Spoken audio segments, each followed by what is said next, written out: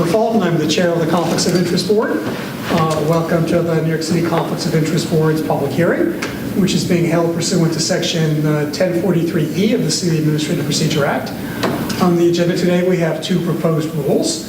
The first is the Conflicts of Interest Board intends to amend its rule on adjustment of dollar amount in definition of ownership interest under Section 1-11 of Title 53 of the Rules of the City of New York to adjust the dollar amount in the definition of ownership interest, which is Charter Section 2601(16), from $48,000, where it currently stands, to $50,000 to reflect changes in the Consumer Price Index for the Metropolitan New York, New Jersey region, as published by the U.S. Department of Labor's Bureau of Labor Statistics.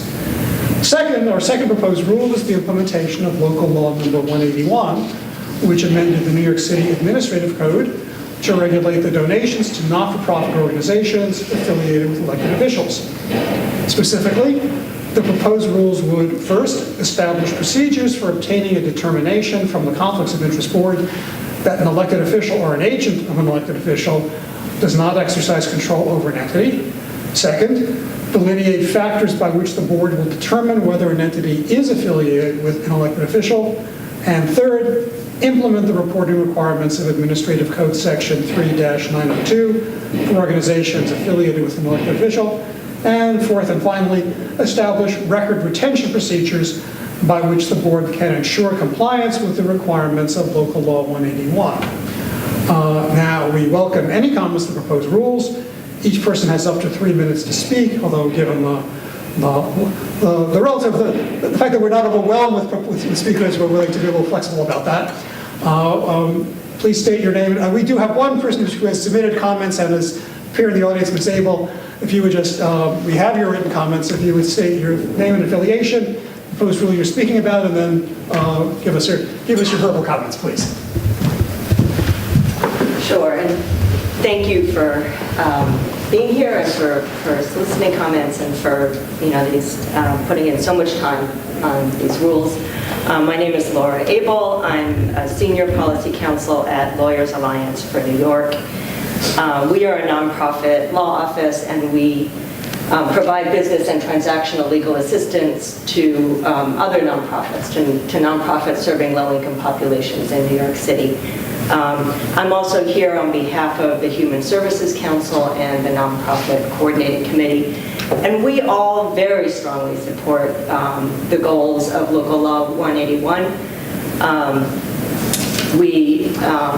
All of us, but particularly Lawyers Alliance, spend a fair amount of time advising nonprofits on how to resist pressure from elected officials and people running for office. So rules of this sort are really welcome. We see them as protective.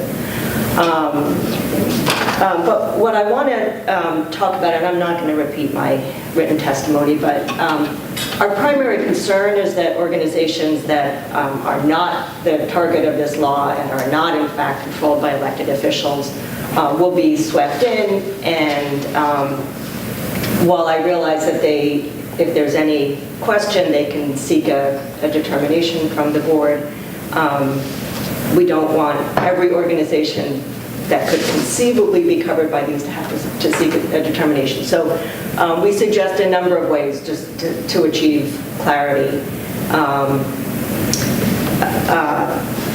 I think our most important suggestion is that there should be a rebuttable presumption. There's already a rebuttable presumption that if certain things happen, you're presumed to be covered. We'd like to also see a presumption that if those things are not present, organizations are not covered, it would be rebuttable. But nonprofits are controlled by their boards as a legal matter, and if their board is not majority elected by, appointed or controlled by a single elected official, and if they don't have a chief officer who is under the control of an elected official, we think there should be a presumption that they're not covered, unless one of the other factors means that they should be.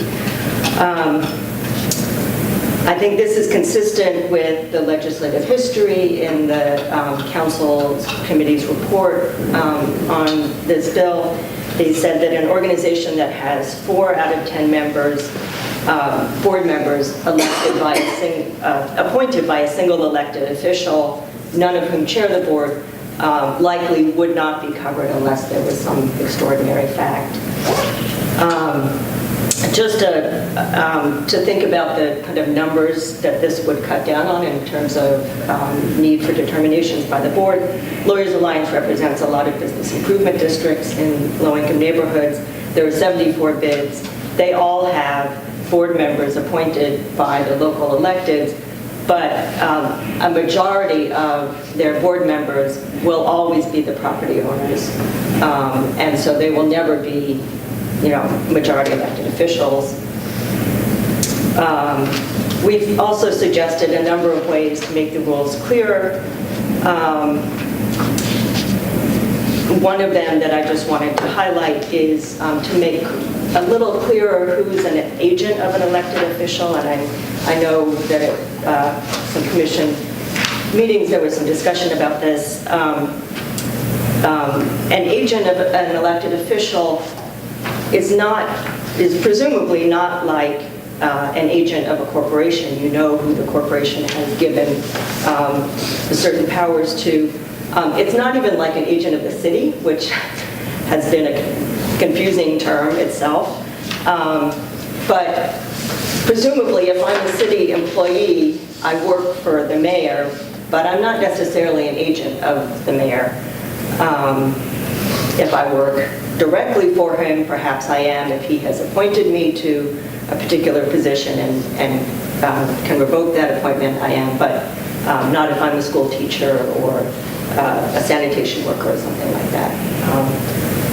So you have my written testimony. I'm not going to list the rest of the clarifications, but I'm happy to take questions and really appreciate this opportunity.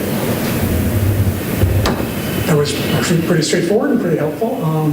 I'm the only actual member of the board here, but the staff here is actually obviously knows the rules more in great depth, and if anybody here has any questions. Well, thank you very much for both your written testimony and your personal appearance.